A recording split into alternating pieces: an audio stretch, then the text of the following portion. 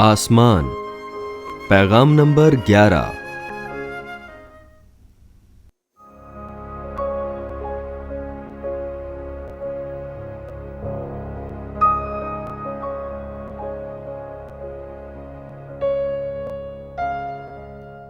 مکاشفہ 22 باب پہلی آیت۔ پھر اس نے مجھے بلور کی طرح چمکتا ہوا آب حیات کا دریا دکھایا جو خدا اور برے کی تخت سے نکل کر اس شہر کی سڑک کے بیچ میں بہتا تھا۔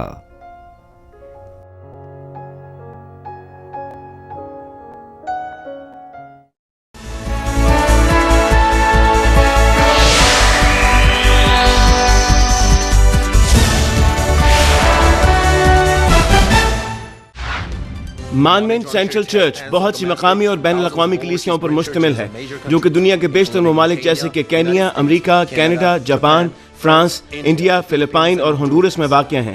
ریورنڈ ڈاکٹر جے راک لی نے پوری دنیا کے ممالک میں کروسیڈز کیے ہیں جیسے کہ Uganda, Kenya, Japan, Pakistan, Philippines, Honduras, India, روس، جرمنی، پیرو، کانگو اور نیو یارک امریکہ شامل ہیں۔ حالیہ کروسیڈ جو کہ میڈیسن اسکوائر گارڈن میں ہوا 200 سے زائد ممالک میں سیٹلائٹ کے ذریعے نشر کیا گیا۔ ان کی روحانی اور شفائی عبادات کو 200 سے زائد ممالک میں سیٹلائٹ، ریڈیو، ٹی وی اور انٹرنیٹ کے ذریعے نشر کیا گیا ہے۔ سن 2000 میں یوگانڈا میں منعقدہ انجیل مقدس کروسیڈ کو CNN پر بھی دکھایا گیا اور ان کروسیڈز کی بنیاد پر انہیں بیداری کا عالمگیر رہنما قرار دیا گیا۔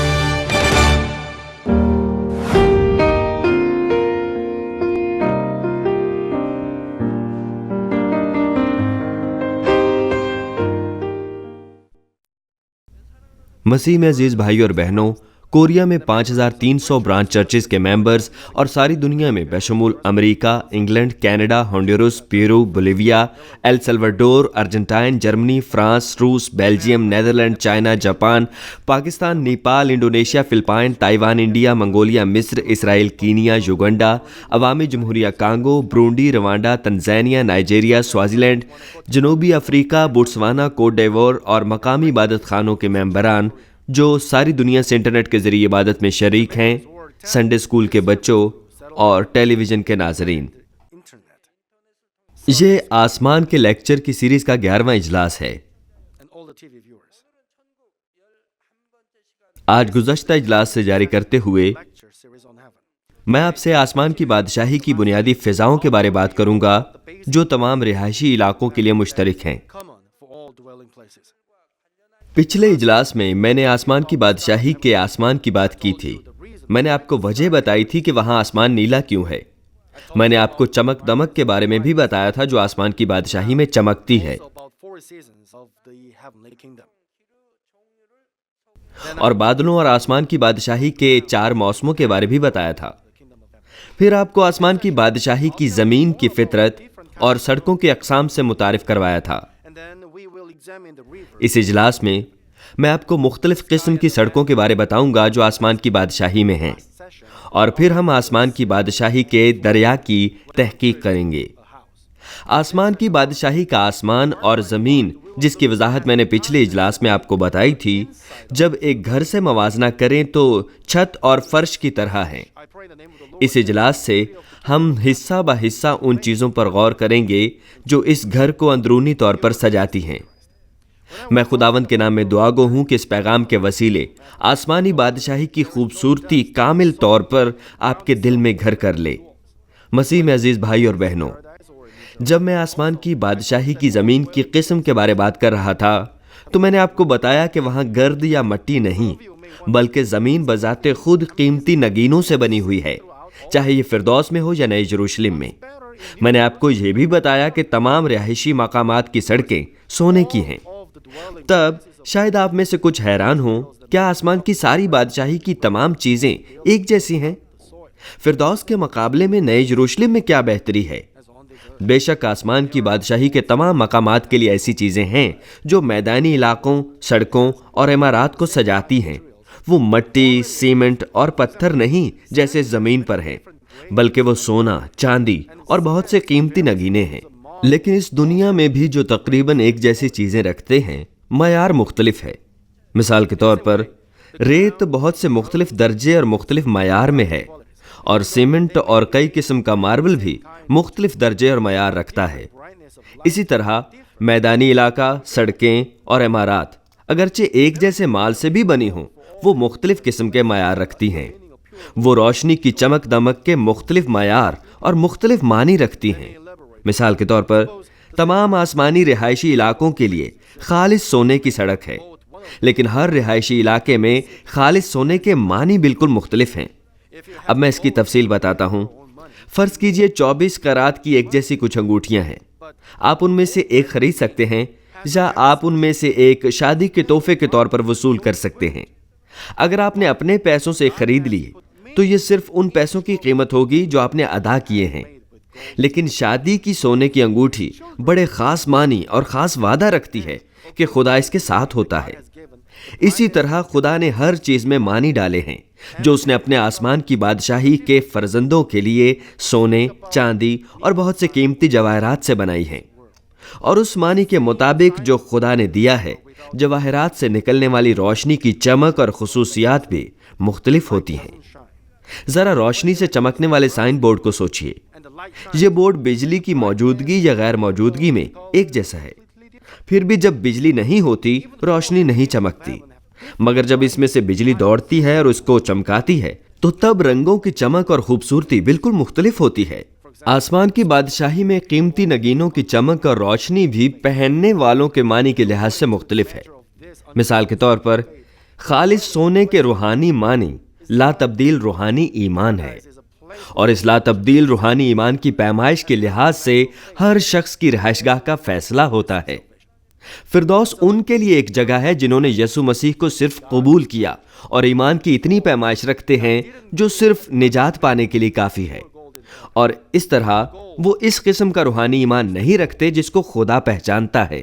چنانچہ خدا نے فردوس کے خالص سونے کو اور اس سونے کو جو محض سونا ہی رہ جاتا ہے ایک جیسے معنی نہیں دیے، لیکن جب ہم آسمان کی پہلی، دوسری اور تیسری سلطنت کی طرف اوپر کو جاتے ہیں تو اس کا مطلب ہے کہ ہم ایمان کی اس پیمائش کے قریب پہنچ گئے ہیں جس کو خدا پہچانتا ہے۔ غرض جب ہم سلطنت سے سلطنت آگے بڑھتے ہیں تو ہر مقام پر خالص سونا گہرے معنی رکھتا ہے، اور یہ چمک وہ روشنی میں دکھائیں گے۔ اب نیا یروشلم ایک مقام ہے جہاں وہ رہتے ہیں جو حقیقت میں خدا کو خوش کرنے والے کامل ایمان تک پہنچ چکے ہیں۔ چنانچہ کیا آپ تصور کر سکتے ہیں کہ نئے یروشلم کے اندر خالص سونے سے نکلنے والی روشنی مختلف عوامل میں کیسی چمکدار ہوگی؟ مکاشفہ 21ویں باب کی 21ویں آیت کہتی ہے، اور شہر کی سڑک شفاف شیشے کی مانند خالص سونے کی تھی۔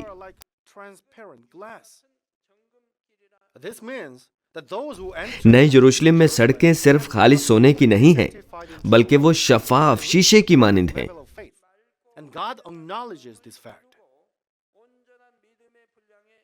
اس سے مراد ہے کہ وہ جو نئے یروشلم میں داخل ہوتے ہیں سچی امید میں پوری طرح پاک ہوتے اور ایمان کے کامل درجے تک پہنچتے ہیں، اور خدا اس حقیقت کو پہچانتا ہے۔ یہ ہمیں یہ بھی بتاتی ہے کہ نئے یروشلم کے خالص سونے سے نکلنے والی روشنی کس قدر چمکدار ہے۔ ابھی میں نے آپ سے خالص سونے کی بات کی، اور ہر دوسرے نگینے کا بھی یہی حال ہے، کیونکہ روحانی معنی جو خدا نے ہر قیمتی نگینوں کو دیے مختلف ہیں۔ مختلف رہائش گاہوں میں ہر نگینہ مختلف معنی رکھتا ہے۔ وہ جو نئے یروشلم میں داخل ہوتے ہیں روحانی دل کے تمام پہلو رکھتے ہیں جن سے خدا خوش ہوتا ہے۔ چنانچہ نئے یروشلم میں بہت سی اقسام کے نگینے ہیں کہ ہم ان سب کو نام بھی نہیں دے سکتے۔ وہاں محض 12 پتھر ہی نہیں ہیں جو نئے یروشلم کے شہر کی 12 بنیادوں کو بناتے ہیں، بلکہ وہاں اور بھی بہت سے قیمتی نگینے ہیں۔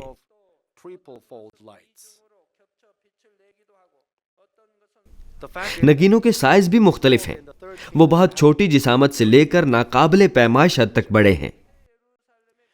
بعض نگینے دوہری روشنی اور بعض تہری روشنی نکالتے ہیں۔ حقیقت یہ ہے کہ آسمان کی تیسری بادشاہی کے نگینوں اور نئے یروشلم کے نگینوں میں بہت فرق ہے۔ آسمان کی تیسری سلطنت میں بھی بہت سے نگینے ہیں، مگر نئے یروشلم کے تمام نگینے تیسری سلطنت میں نہیں پائے جاتے۔ تیسری سلطنت میں صرف وہ نگینے پائے جاتے ہیں جو نئے یروشلم میں صرف بنیادی طور پر ہیں۔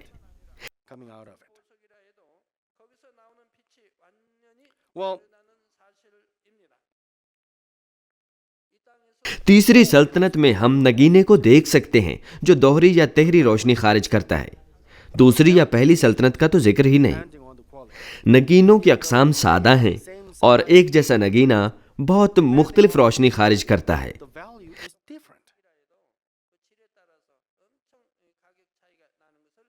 دنیا میں بھی نگینے مختلف ہیں۔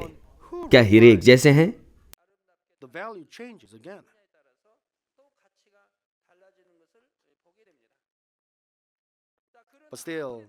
معیار کے مطابق قیمت فرق ہوتی ہے۔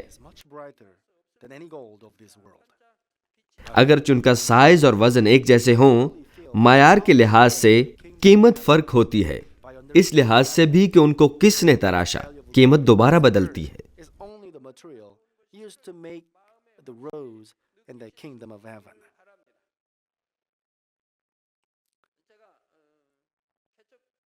لیکن پھر بھی فردوس میں خالص سونا اس زمین کے کسی بھی سونے سے زیادہ چمکدار ہوتا ہے۔ میں امید کرتا ہوں کہ اس حقیقت کو سمجھنے سے اس زمین کا مہنگا ترین سونا بھی آسمان کی سڑکیں بنانے میں صرف خام مال کے طور پر استعمال ہوا ہے، آپ واضح طور پر یہ محسوس کر سکیں گے کہ آسمان کی بادشاہی کس قدر عظیم ہے۔ میرا خیال ہے پہلے میں انگوٹھی پہنتا تھا،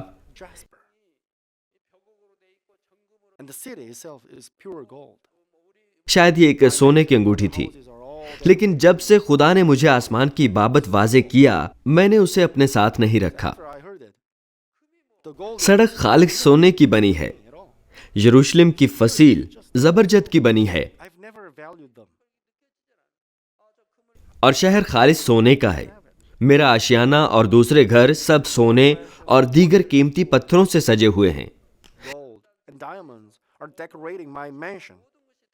یہ سننے کے بعد اس دنیا کا سونا مجھے اچھا نہیں لگا۔ یہ میرے لیے ایک عام پتھر ہے۔ میں نے کبھی سونے کی قیمت نہیں سمجھی۔ میں نے کبھی نہیں سوچا کہ میں یہ لینا چاہتا ہوں۔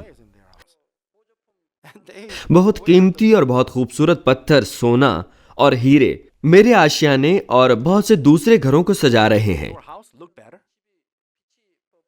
مجھے اس دنیا میں اس چھوٹے سے ہیرے کے لیے کیوں پریشان ہونا چاہیے؟ کچھ لوگ ان کو اتنی اہمیت دیتے ہیں کہ وہ نقلی ہیرا تیار کر لیتے ہیں اور اصلی ہیرے کو خفیہ جگہ پر چھپا رکھتے ہیں، اور وہ نقلی تھے۔ کیا یہ دیکھنے میں آپ کے گھر کو بہتر بناتا ہے؟ کیا یہ آپ کو کسی بیماری سے شفا دیتا ہے؟ کیا یہ آپ کے گھرانے میں امن لاتا ہے؟ ہر چیز آپ پر ہے۔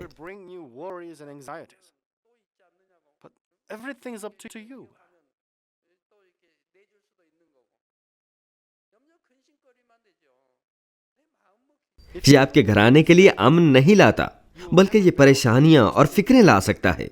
آپ پریشان رہتے ہیں کہ چور آپ کے گھر میں گھس آئے گا، آپ کو خوف زدہ کرے گا اور آپ سے یہ چھین کر لے جائے گا۔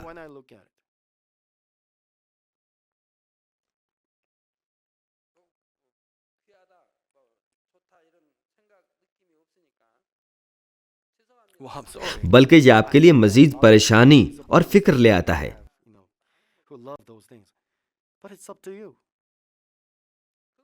ہر چیز آپ پر ہے۔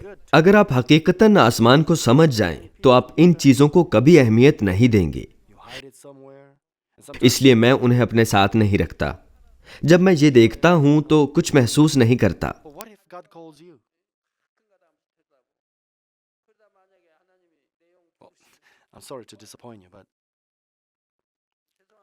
مجھے افسوس ہے کہ شاید میں نے آپ میں سے کچھ لوگوں کو بیزار یا مایوس کر دیا ہے جو ان چیزوں سے پیار کرتے ہیں، لیکن یہ آپ پر ہے۔ میں آپ کے لیے کوئی اچھائی یا امن نہیں لاؤں گا۔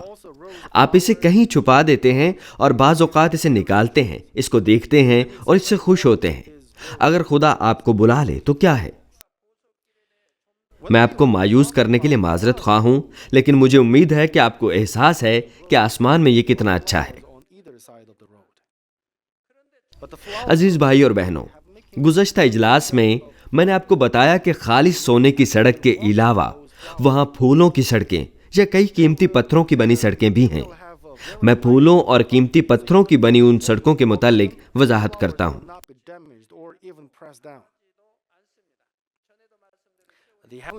جب ہم اس دنیا میں پھولوں کی سڑکوں کی بات کرتے ہیں تو عام طور پر ہم ان سڑکوں کا سوچتے ہیں جن کے دونوں اطراف میں پھول لگے ہوتے ہیں، لیکن آسمان کی بادشاہی میں پھولوں کی سڑکیں پوری پھولوں کی بنی ہوئی ہیں، اور ہم حقیقت میں پھولوں پر چلیں گے۔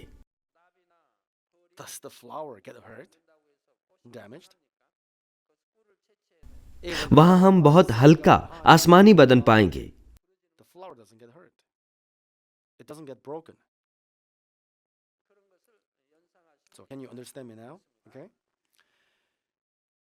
بس اگرچہ ہم ان پر سیر بھی کریں، پھول خراب نہیں ہوں گے، حتیٰ کہ روندے بھی نہیں جائیں گے۔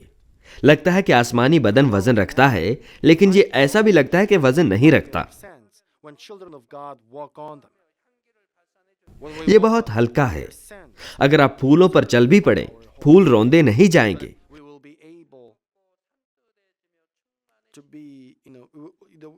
بلکہ آپ خوشی محسوس کریں گے۔ جب تتلیاں پھول پر بیٹھتی ہیں، کیا پھول زخمی ہوتا ہے؟ تتلیاں پھول میں سے شہد چوستی ہیں تو بھی پھول زخمی نہیں ہوتا، نہ یہ ٹوٹتا ہے۔ کیا اب آپ مجھے سمجھ سکتے ہیں؟ آپ بہت آرام دہ اور نرم محسوس کریں گے، جیسے آپ بڑے عمدہ قالین پر چل رہے ہوں۔ خاص کر آسمان میں جب خدا کے فرزند پھولوں پر چلتے ہیں تو پھول خوش ہو کر اپنی مہک بکھیرتے ہیں۔ جب ہم ان پر چلیں گے تو ان کی مہک ہمارے سارے بدن میں پھیل جائے گی۔ بس ہم سارے کے سارے بہت خوش، تر و تازہ اور متاثر ہوں گے۔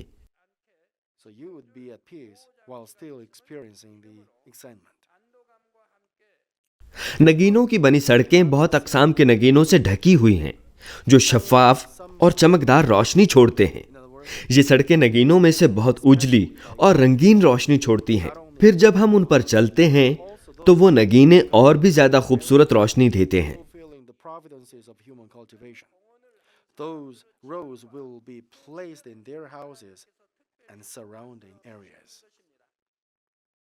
جب آپ نگینوں کی سڑک پر چلتے ہیں تو آپ محسوس کرتے ہیں کہ جیسے آپ پانی پر چل رہے ہوں، اور یہ آپ کو ایک قسم کا اثر دیتی ہے۔ لیکن یہ اثر پانی میں بہنے یا ڈوبنے کی گھبراہٹ جیسا نہیں ہے۔ اگر آپ نے مکمل حفاظت کا اندازہ کر لیا ہو تو آپ جانتے ہیں کہ پانی میں گرنے پر بھی ڈوبنے کے امکانات نہیں ہیں۔ چنانچہ آپ ہلچل کا تجربہ کرتے ہوئے بھی اطمینان میں ہوں گے۔ لیکن نگینوں کی یہ سڑک آسمان کی بادشاہی میں ہر جگہ نہیں، مگر صرف کچھ خاص مقامات پر دیکھی جا سکتی ہے۔ یعنی یہ خدا نے خصوصاً ان کے لیے بنا رکھی ہے جو خداوند کے دل سے صرف مشابہت ہی نہیں رکھتے، بلکہ انہوں نے بنی نوع انسان کی اصلاح کی نگہبانی کی تکمیل میں بھرپور حصہ ڈالا ہے۔ یہ سڑکیں صرف ان کے گھروں کے اندر اور ارد گرد بنائی جائیں گی۔ میں خالص سونے کی سڑک کے بارے بات نہیں کر رہا، یہ نگینوں کی سڑک ہے۔ یہ اس زمین کی ان جگہوں کی طرح نہیں جہاں بادشاہ رہتا ہو اور جب اس کے ذاتی استعمال کے لیے اچھے مال سے پگڈنڈی بنائی جاتی ہے اور بہت نفیس سہولیات فراہم کی جاتی ہیں۔ ان نگینوں والی سڑکوں یا پھولوں والی سڑکوں کے علاوہ وہاں خدا کی حکمت سے اور بھی بہت سی ناقابل تصور چیزیں تیار کی گئی ہیں۔ اگر صرف سڑکیں ہی بہت خوبصورت ہوئیں تو پھر دوسری چیزیں کس قدر خوبصورت ہوں گی۔ کوئی بات نہیں کہ آپ بار بار کتنا بھی تصور کریں، اگر آپ آسمان کی بادشاہی میں جائیں اور خود ہر چیز کو دیکھیں تو بادشاہی کی شان و شوکت کی وجہ سے آپ کا جبڑا فرش پر گر جائے گا۔ میں نے 1984 میں آسمان سے مکاشفہ وصول کرنا شروع کیا تھا، اور آج بھی خدا مجھے دے رہا ہے۔ خدا نے آسمان میں میرے آشیانے کے متعلق مجھے بہت سی چیزیں تفصیل سے بتائی ہیں۔ اس نے مجھے بتایا کہ آشیانہ کس مال سے بنا ہے، یہ کتنا بڑا اور کتنا قیمتی ہے، دیوار کے اوپر کیا ہے، میرے کمرے کس قسم کے ہیں، اس گھر میں ان کمروں میں کیا ہوگا، میرا مطالعہ کس کی مانند لگتا ہے، دیوار کے اوپر کیا لکھا ہے، وغیرہ وغیرہ۔ خدا نے مجھے وہ چیزیں تفصیل سے بتائیں، تب میں نے اس کا تصور کیا، جو کچھ میں نے تصور میں سنا اس کو درج کرنے کی کوشش کی، پھر میں نے بہت اچھا محسوس کیا، میں بہت خوش اور جذباتی ہو گیا۔ یہ حقیقت ہے، وہ سب حقیقی ہیں، جب میں وہاں جاؤں گا تو انہیں حاصل کروں گا۔ لیکن پھر خدا نے مجھے یہ بھی بتایا، کوئی بات نہیں، تو نے اس کا کتنا اچھا تصور کیا ہے، ایک مرتبہ تو خود اسے آسمان میں دیکھ لے، تیرا جبڑا نیچے گر جائے گا۔ جب تو نئے یروشلم میں اپنا آشیانہ دیکھے گا تو بہت حیران ہوگا، چونکہ یہ اس سے کہیں بڑا ہے جس کا تو نے تصور کیا۔ تیری حیرانی کی وجہ سے تیرا جبڑا گر جائے گا۔ میرا ایمان ہے کہ جب آپ آسمان میں جائیں گے تو آپ کے ساتھ بھی ایسا ہی ہوگا۔ کوئی بات نہیں کہ آپ اس کا کتنا بھی تصور کرتے رہیں، جب آپ خود اس کو دیکھیں گے تو آپ کو دھچکا سا لگے گا۔ کیوں؟ کیونکہ وہ چیزیں جو آپ کے گھر کو بناتی ہیں ان الفاظ میں بیان نہیں کی جا سکتی جو ہم بولتے ہیں۔ کیوں؟ کیونکہ وہ اس دنیا میں نہیں پائی جاتی۔ وہ اس قدر خوبصورت ہیں کہ ان کی خوبصورتی بیان کرنے کے لیے سونا اور ہیرے استعمال ہوتے ہیں۔ مسیح میں عزیز بھائی اور بہنوں، اب سے میں آپ کو آسمان کی بادشاہی میں بہنے والے آب حیات کے دریا کی بابت بتاؤں گا۔ جیسے آج کے حوالے مکاشفہ 22ویں باب کی پہلی آیت میں کہا گیا ہے، آسمان کی بادشاہی کے ہر رہائشی مقام میں آب حیات کا ایک دریا بہتا ہے جو بلور کی طرح چمکتا ہے۔ آب حیات کے اس دریا کا سرچشمہ نئے یروشلم میں واقع خدا اور برے کا تخت ہے۔ یہ دریا نئے یروشلم سے لے کر آسمان کی تیسری، دوسری اور پہلی سلطنت اور فردوس تک بہتا ہے۔ آب حیات جو نئے یروشلم سے لے کر فردوس تک بہتا ہے، دوبارہ نئے یروشلم کو واپس چلا جائے گا، اور یہ آسمان کی بادشاہی کے تمام مقامات کا یوں ہی چکر کاٹتا رہے گا۔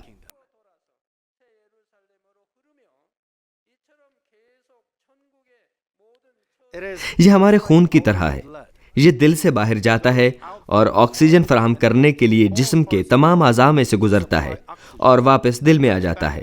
کیا آپ جانتے ہیں کہ آپ کے خون کی شریانیں کتنی لمبی ہیں؟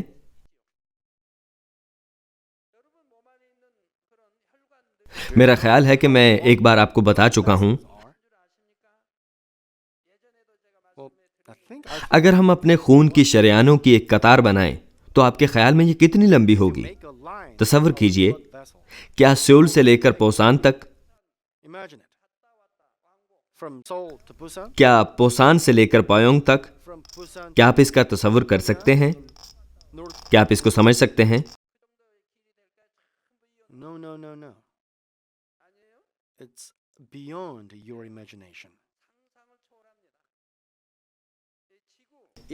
شاید آپ اس وقت اسے جانتے تو یقین کر لیتے جب آپ ایلیمنٹری اسکول کے طالب علم تھے،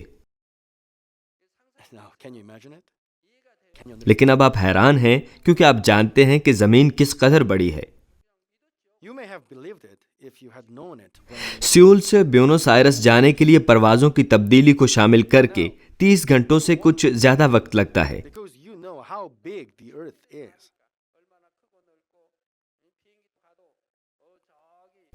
لیکن بہرحال پھر بھی یہ مسافت زمین کے گولے کا صرف نصف چکر ہے۔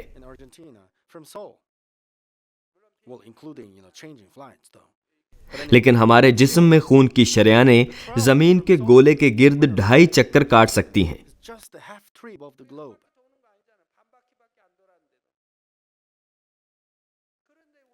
کیا آپ یہ مان سکتے ہیں؟ ٹھیک ہے۔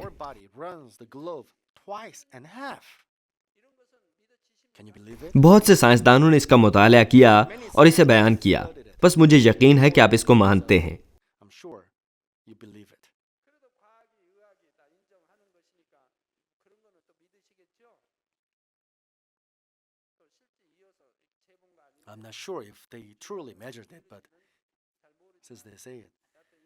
اب وجہ کیا ہے کہ خدا نے اپنے تخت سے آنے والے اس دریا کا نام آب حیات کا دریا رکھا؟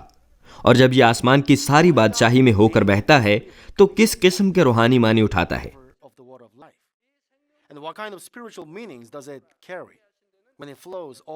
یوحنا 4 باب کی 14ویں آیت کہتی ہے، مگر جو کوئی اس پانی میں سے پیے گا جو میں اسے دوں گا وہ ابد تک پیاسا نہ ہوگا، بلکہ جو پانی میں اسے دوں گا وہ اس میں سے ایک چشمہ بن جائے گا جو ہمیشہ کی زندگی کے لیے جاری رہے گا۔ یہاں جو پانی یسوع ہمیں دے رہا ہے خدا کے کلام کی علامت ہے۔ اور کیونکہ یہ پانی ہمیشہ کی زندگی دیتا ہے، ہم اسے آب حیات کہتے ہیں۔ تمام زندہ چیزوں کو زندہ رہنے کے لیے پانی حاصل کرنا ضروری ہے۔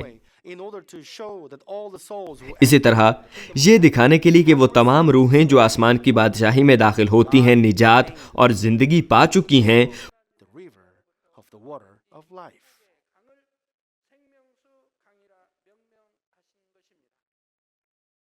خدا نے اپنے تخت سے آنے والے اس دریا کا نام آب حیات کا دریا رکھا۔ جب بھی یہ دریا آسمان کی بادشاہی کے تمام مقامات سے ہو کر گزرتا ہے تو یہ معنی اٹھاتا ہے کہ خدا آسمان کی بادشاہی میں تمام روحوں پر حکمرانی کرے گا اور انہیں سنبھالے گا، اور وہ انہیں زیادہ روح سے معمور کرنے کے لیے روز بروز فضل عطا کرے گا۔ اور یہ کہتی ہے کہ آب حیات کا یہ دریا بلور کی طرح شفاف ہے۔ اس زمین پر بھی جب ہم شفاف پانی کو دیکھتے ہیں، ہم اپنے دل کو صاف اور تازہ محسوس کرتے ہیں۔ جب میں بیرون ملک کچھ کروسیڈز چلا رہا تھا، ایک ملک میں میں نے سمندر کا پانی اس قدر صاف دیکھا کہ تمام مچھلیاں صاف نظر آتی تھیں۔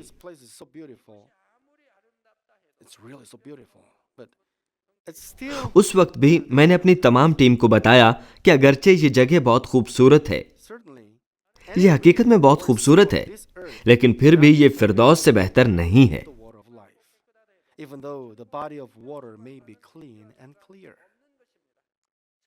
یقیناً اس زمین کے کسی بھی دریا اور کسی بھی سمندر کے پانی کا پیکر اگرچہ صاف اور شفاف بھی ہو تو بھی اس کا موازنہ آب حیات کے دریا سے نہیں کیا جا سکتا۔ یہ کہتی ہے کہ آب حیات کا دریا بلور کی طرح شفاف ہے۔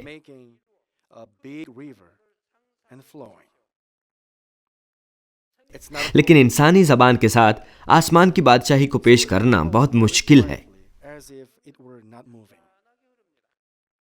لیکن آئیے ہم آلودگی سے پاک، صاف اور شفاف پانی کے بہتے ہوئے ایک دریا کا تصور کریں۔ یہ تیز دھارا نہیں ہے اور یہ بڑی سبک رفتاری سے چلتا ہے، جیسے یہ چل ہی نہ رہا ہو۔ جیسے بلور اور بہت اقسام کی روشنیاں چھوڑتا ہے، اس دریا پر بھی جو بلور کی طرح شفاف ہے، پانی کے ساتھ بہت سی چمکدار روشنیاں جگمگا رہی ہیں۔ اس زمین پر بھی اگر آپ سمندر پر یا خاموش ندی میں متلا صاف دیکھیں تو آپ سطح پر حلیم لہروں کا گدلا پن دیکھ سکتے ہیں۔ دیکھنے میں یہ نظارہ خوبصورت ہے۔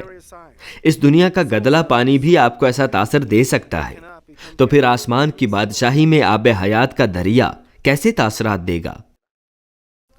آسمان میں صرف آب حیات کا دریا ہی نہیں، بلکہ اور بھی سمندر اور ندیاں ہیں۔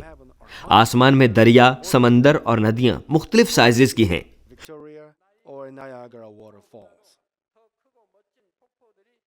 ان میں سے کچھ اس قدر بڑی ہیں کہ ان کا موازنہ اس دنیا کے کسی سمندر یا ندی سے نہیں کیا جا سکتا۔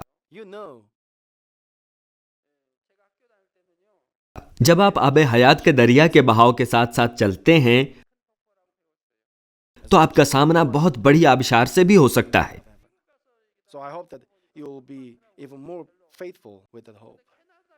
آسمان کی بادشاہی میں کچھ آبشاریں آئیگو آکو، وکٹوریا یا نیاگرا سے بھی زیادہ بڑی اور زیادہ خوبصورت ہیں۔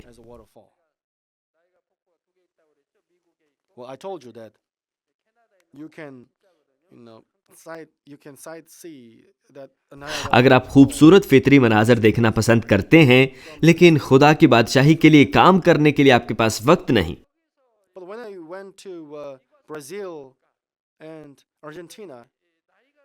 تو آپ جان لیں کہ زیادہ لطف اٹھا سکتے ہیں، چونکہ جس قدر خوبصورتی آپ چاہتے ہیں آسمان کی بادشاہی میں اسی قدر ہے۔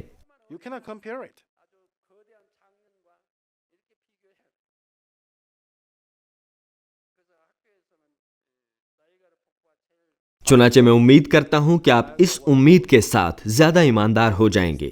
مسیح میں عزیز بھائی اور بہنوں،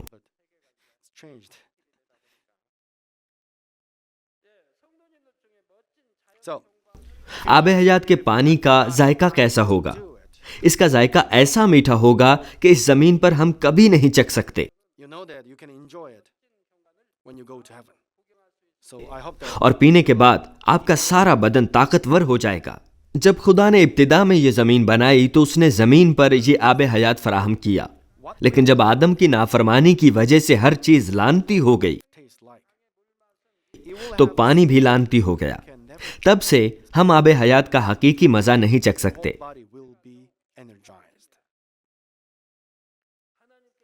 صرف ہمارے آسمان پر جانے اور خود یہ پینے کے بعد ہی ہم اصلی مزہ چکھ سکیں گے۔ اس زمین پر بھی پانی ہماری پیاس کو صرف وقتی طور پر بجھا سکتا ہے، اور یہ ہمیں ہمیشہ کی زندگی نہیں دے سکتا۔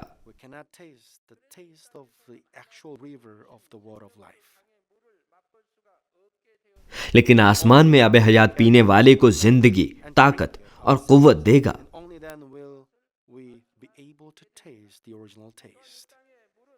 لیکن اگرچہ آپ وہی آب حیات فردوس میں پیتے ہیں تو اس کا ذائقہ فرق ہے، اور اگر نئے یروشلم میں پیتے ہیں تو وہاں بالکل مختلف ہے۔ یہ اس لیے کہ اگرچہ پانی بنانے والے اجزاء ایک جیسے ہی ہیں، لیکن ہر رہائش گاہ میں تسلی اور خوشی کا پیمانہ فرق ہے۔ مثال کے طور پر اگر آپ پانی پیتے ہیں تو اسی پانی کا ذائقہ آپ کے پہاڑ پر چڑھنے سے پہلے پینے میں اور پہاڑ کے اوپر جا کر پینے میں پوری طرح فرق ہوگا۔ پانی کا ذائقہ پہاڑ پر چڑھنے سے پہلے، پہاڑ پر چڑھتے چڑھتے اور پہاڑ پر چڑھنے کے بعد پینے میں بہت فرق ہے۔ اگرچہ یہ وہی پانی ہو، اس کا ذائقہ مختلف ہوگا۔ وہ جو پہلے پہاڑ کو سر کر چکے ہیں، آپ کو بہت پسینہ بہہ جانے کے بعد آپ تھک جاتے ہیں اور پیاسے ہوتے ہیں۔ آپ پہاڑ کی چوٹی پر ہیں اور ہوا آپ کے پسینے کا بہاؤ روک دیتی ہے، اور پھر آپ پانی پیتے ہیں۔ اب پانی کیسا ٹھنڈا اور ذائقہ دار ہے۔ اسی طرح آب حیات سے حاصل ہونے والی تسلی کا احساس ہر مقام پر مختلف ہے، اور منہ میں محسوس ہونے والا حقیقی احساس مختلف مقام پر مختلف ہے۔ مثال کے طور پر جب آپ پانی کا وہی گلاس سخت گرمی میں پیتے ہیں، اسی وقت فریج سے نکالا ہوا ٹھنڈا پانی پینا اور وہ پانی پینا جو کچھ دیر سے باہر رکھا ہوا ہو، بالکل مختلف احساس دیں گے۔ آب حیات کو پینے کے طریقے بھی مختلف ہیں۔ آپ اس میں سے سیدھا اپنے منہ کے ساتھ پی سکتے ہیں، یا ایک خدمتگار فرشتہ آپ کے لیے لاتا ہے اور آپ اسے خوبصورت گلاس سے پی سکتے ہیں۔ میں امید کرتا ہوں کہ آپ سمجھ جائیں گے کہ ایک ہی قسم کا آب حیات بھی مختلف آسمانی مقامات پر مختلف احساس اور مختلف تسلی دیتا ہے۔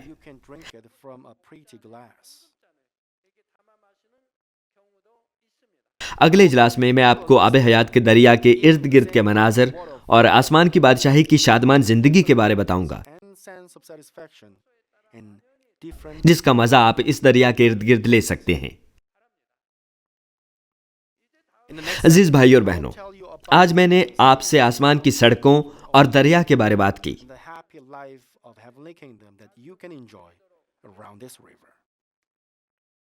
آسمان میں ہر جگہ خالص سونے کی سڑک اور آب حیات کا دریا ہے، لیکن ان سے محسوس ہونے والی خوشی اور تسلی ہر مقام پر بہت مختلف ہے۔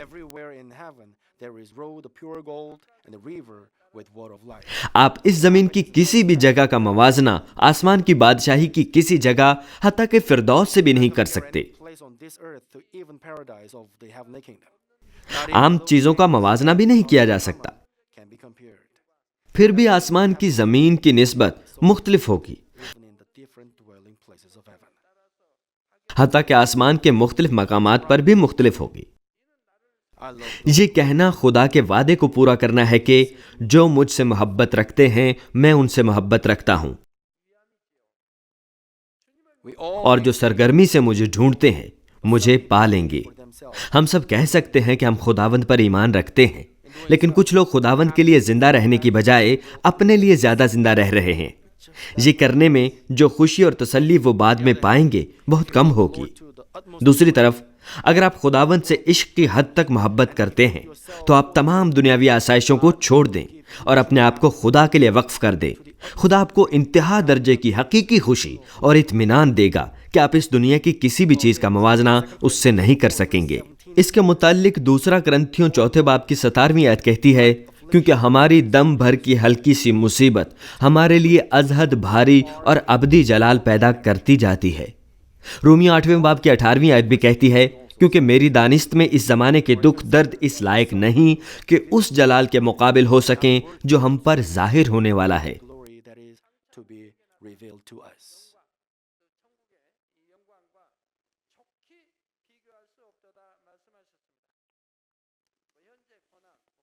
Are you really suffering now? کیا آپ حقیقتاً مصیبت اٹھا رہے ہیں؟ کیا آپ سوچتے ہیں کہ یہ مصیبت جھیلنا ہے کیونکہ آپ تنگ راستے میں سے گزر رہے ہیں؟ Family members cannot say it's suffering. You are living, کم از کم مانمین کے ممبرز اسے مصیبت نہیں کہہ سکتے۔ aren't you? آپ بہت شادمان ایمانی زندگی جی رہے ہیں، کیا نہیں؟ خدا آپ کو برکت دیتا ہے اور وہ ہر قسم کی مصیبت اور حادثات سے بچاتا ہے۔ خدا آپ کے خاندان میں اطمینان لاتا ہے۔ That you have and want. یہ کیا ہے کہ آپ جو چاہتے ہیں پاتے ہیں؟ Gives you blessing. ایک بار آپ خدا کے کلام کے ساتھ چلتے ہیں تو وہ آپ کو برکت دیتا ہے، تو پھر آپ اسے کس طرح مصیبت کہہ سکتے ہیں؟ If you have faith, you will surely have no worries or anxieties. آپ دنیا کے دوسرے لوگوں سے زیادہ اچھی زندگی جی رہے ہیں۔ اگر آپ ایمان رکھتے ہیں تو یقیناً پریشانیاں یا فکریں آپ پر نہیں آئیں گی۔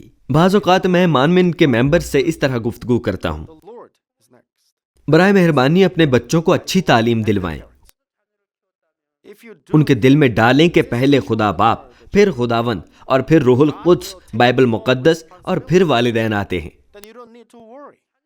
Nothing to worry about.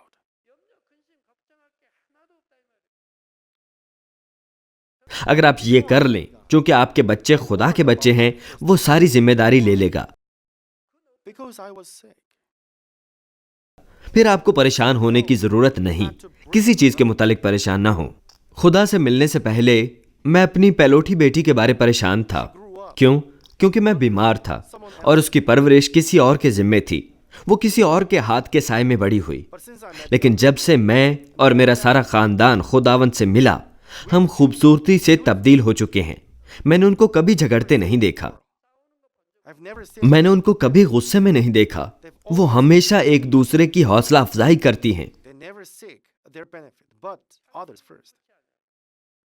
وہ اپنا فائدہ نہیں سوچتی بلکہ پہلے دوسروں کا سوچتی ہیں۔ Service. Even اگرچہ میں نے ان کو نہیں بتایا، وہ کوئی بھی عبادت کبھی نہیں چھوڑتی، 3 دن کی عبادت بھی نہیں۔ جب ان کے پاس وقت تھا وہ دعا کرتی تھی how happy it is to see your children grow up like this. اور گیت گا کر خدا کی تعریف کرتی تھی۔ Worry about your children.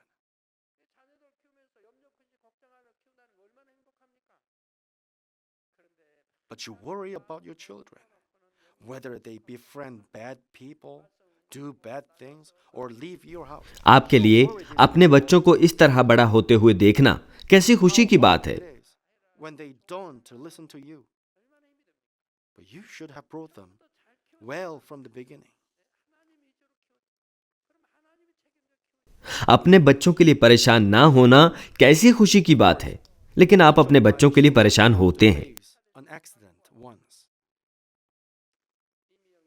وہ برے لوگوں سے دوستی رکھتے، برے کام کرتے ہیں Once, before I started this church. یا گھر کو چھوڑ جاتے ہیں۔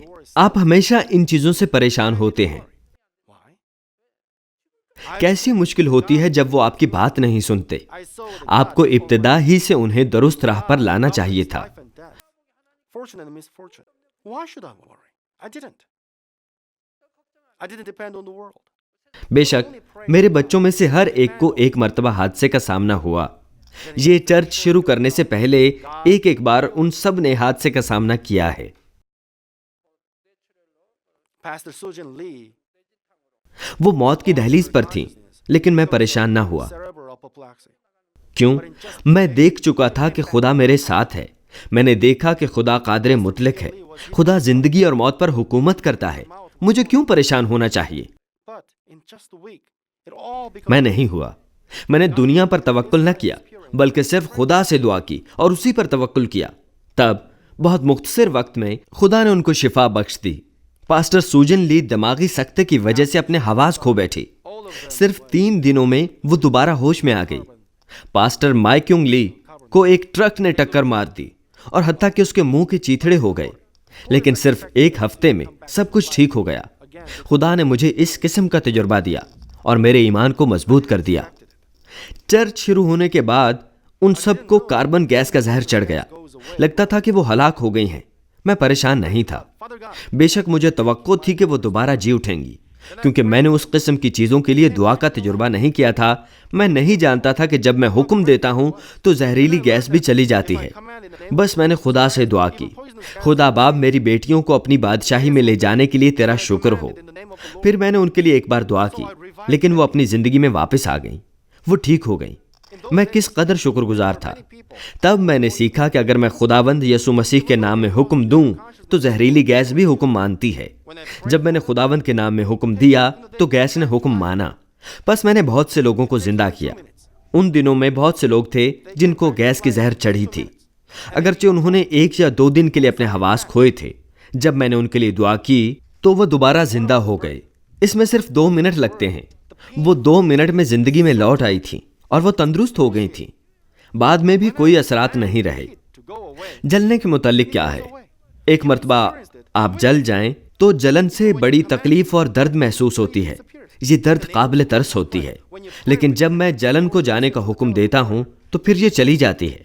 آپ نے یہ تجربہ کیا ہے، آپ اس کے گواہ ہیں۔ آپ بھی جب اس کو حکم دیتے ہیں تو یہ چلی جاتی ہے۔ خداوند یسوع مسیح کے نام میں جب آپ رومال کے ساتھ دعا کرتے ہیں یا ٹیلی فون پر دعا سنتے ہیں تو جلن ختم ہو جاتی ہے، کیا نہیں ہوتی؟ بے شک یہ آپ کی قوت نہیں ہے بلکہ خدا کی قدرت ہے جو میں آواز میں، رومال میں یا میٹھے پانی میں ڈالتا ہوں۔ آپ کا کیا خیال ہے کہ وہاں باہر اس دنیا میں لوگ اسے سمجھ سکتے ہیں؟ لیکن آپ سب نے اس کا تجربہ کیا ہے اور اس کے گواہ ہیں۔ کیا آپ نے نہیں کیا؟ کوئی بات نہیں کوئی کس قدر جل گیا ہو، جب میں خداوند کے نام میں دعا کرتا ہوں تو جلن ختم ہو جاتی ہے۔ بس بہرحال اس آیت میں مصیبت برداشت کرنا حقیقی نہیں ہے، اس کی بجائے خوشی ہے۔ ایماندار کس قسم کی زندگی کا چناؤ کریں گے؟ بے شک ہمارا خداوند بہت سے ثبوت دکھاتا ہے کہ وہ ان سے محبت رکھتا ہے جو بہت جوش سے اس سے محبت رکھتے ہیں، لیکن آسمان میں وہ ان کو ہر موازنے سے بڑھ کر کثرت سے بھاری جلال بخشے گا۔ چنانچہ میں خداوند کے نام میں دعا گو ہوں کہ آپ وفادار ایمان اور سچی امید میں جوش کے ساتھ خداوند سے محبت رکھیں گے، تاکہ آپ خدا باپ سے اس زمین پر اور آسمان کی بادشاہی میں بھی دونوں جگہوں پر محبت حاصل کریں۔ آمین۔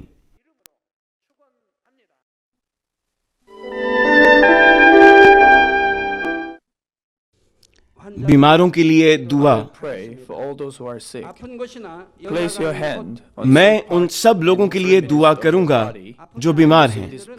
آپ اپنے بدن کے اس حصہ پر اپنا ہاتھ رکھ لیں جہاں پر بیماری ہے اور اس دعا سے استفادہ کیجیے۔ اگر آپ بیمار نہیں ہیں لیکن اپنی دلی مرادیں پانا چاہتے ہیں تو اپنا ہاتھ اپنے سینے پر رکھ لیجیے۔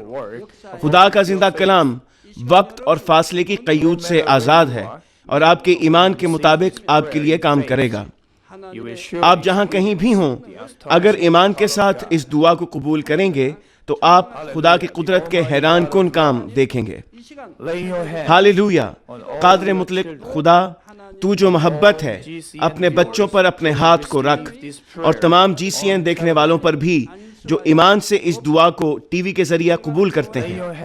اپنا ہاتھ ان پر رکھ اور اپنے عجیب کام جو وقت اور فاصلے کی قیود سے آزاد ہیں ان تمام لوگوں کی زندگیوں میں دکھا جو دنیا کے کسی بھی کونے میں ہیں۔ ان کو ایسا ایمان عطا فرما جس کے وسیلہ سے ان کے تمام شکوک و شبہات ختم ہو جائیں، ان کی زندگی سے تمام دکھ اور مشکلات جاتی رہیں، روح القدس کی آگ سے جلا کر اور یسوع کے پاک خون کے وسیلہ سے دھو کر پاک کر دے۔ سر سے لے کر پاؤں تک سارے جسم میں خدا کی عظیم تخلیقی قوت آشکار ہو۔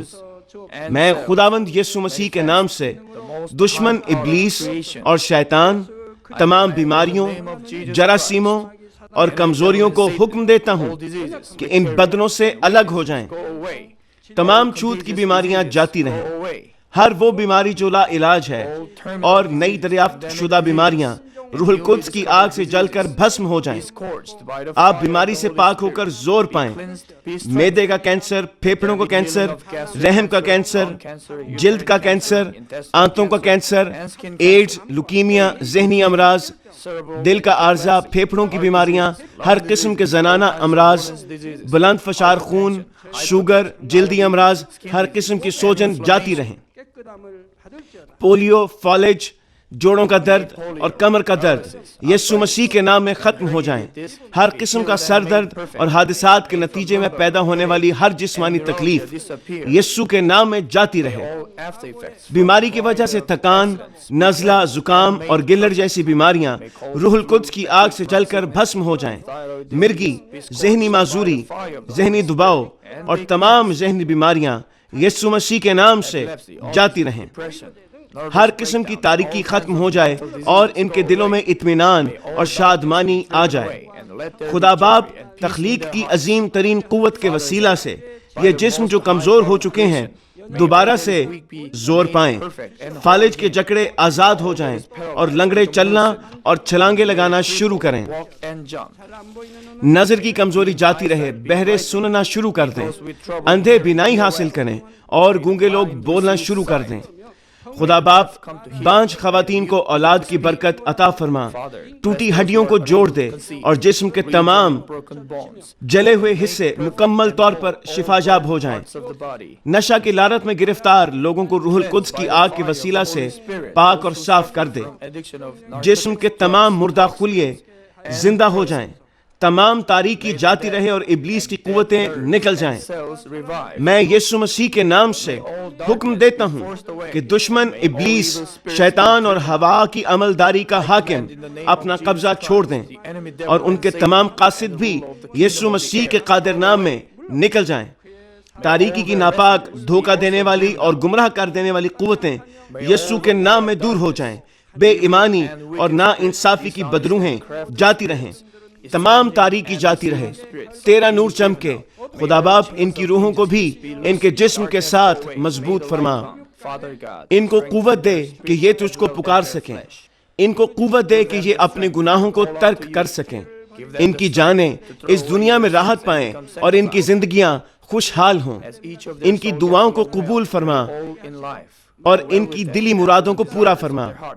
ان کی زندگیاں ایمان، امید اور محبت میں ترقی کرتی چلی جائیں اور ان کے خاندان بھی تیری نجات کے پیغام کو سن کر قبول کریں اور نجات حاصل کریں۔ ان کے خاندانوں کو ہر قسم کے حادثات اور تباہیوں سے محفوظ رکھ اور ان کو برکت دے کہ وہ ایک خوشحال زندگی بسر کریں۔ اے خدا، اپنے فرزندوں کو گھروں اور کاروبار کی جگہ پر روح القدس کی آتشی باڑ میں محفوظ رکھنا اور تیری آنکھیں جو آگ کے شعلہ کی مانند ہیں ان کو دیکھتی رہیں۔ ان کا باہر جانا اور اندر آنا مبارک ہو۔ انہیں برکت دے تاکہ یہ لوگوں کو قرض دیں لیکن کسی سے کبھی قرض نہ لیں۔ انہیں حکمت اور عقل دے اور ان پر فضل کر کہ وہ روح القدس سے معمور ہو جائیں۔ خداوند اپنے خادموں کو وہ کام کرنے کی توفیق اور فضل عطا فرما جو تو نے انہیں سونپا ہے۔ ہر چرچ میں ایک انقلاب برپا کر دے۔ اپنے بچوں کی رہنمائی کر تاکہ وہ تجھے جلال دیں جو بھی کام وہ کریں۔